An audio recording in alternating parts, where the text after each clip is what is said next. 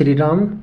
मित्रों, आज की कहानी एक प्रेरणादायक कहानी है। दृढ़ उद्देश्य से लाभ। एक भगत इमली के वृक्ष के नीचे बैठकर भगवान का भजन कर रहा था। एक दिन वहाँ नारद जी महाराज आ गए।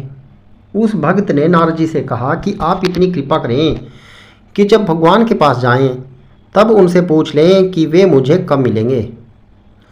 नारद जी भगवान के पास गए और पूछा कि अमुक स्थान पर एक भगत इमली के वृक्ष के नीचे बैठा है और भजन कर रहा है, उसको आप कब मिलेंगे। भगवान ने कहा, उस वृक्ष के जितने पत्ते हैं उतने जन्मों के बाद मिलूँगा। ऐसा सुनकर नारद जी उदास हो गए। वे उस भक्त के पास गए पर उसे कुछ नहीं कहा। भगत ने प्रार्थना की कि भगवान ने क्या कहा है कह तो दो। नारद जी बोले कि तुम सुनोगे तो हताश हो जाओगे। तब भगत ने आग्रह किया। तब नारद जी बोले कि इस वृक्ष के जितने पत्ते हैं उतने जन्मों के बाद भगवान की प्राप्ति होगी। भगत उत्सुकता से पूछा कि क्या भगवान ने स्वयं ऐसा कहा। नारद जी ने कहा, हाँ, स्वयं भगवान ने ऐसा कहा। यह सुनकर वह भगत खुशी से नाचने लगा कि भगवान मेरे को मिलेंगे, क्योंकि भगवान वचन के झूठे नहीं हो सकते।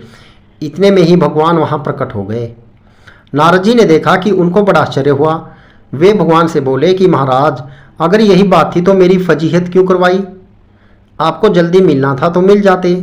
मेरे से तो कहा कि इतने जन्मों के बाद मिलूँगा और आप अभी आ गए।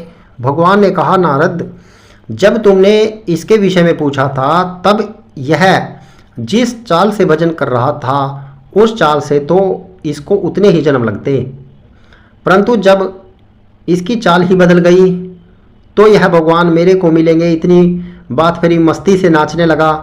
इसलिए मुझे अभी ही आना पड़ा। इसलिए कि उद्देश्य सिद्धि में जो अटल विश्वास, अन्यता, दृढ़ता, उत्साह होता है उसे भजन तेज हो जाता है।